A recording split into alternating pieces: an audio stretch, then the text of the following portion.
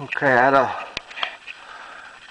on this Jeep here, the flange on that pipe rotted away, but the pipe itself was still healthy.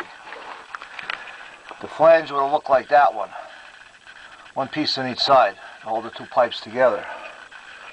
However, this side, it rotted off. So I took the two pieces of muffler clamp, put them together, bolted them, and then I welded a piece on, bolted it together. So it was a quick fix. It doesn't leak.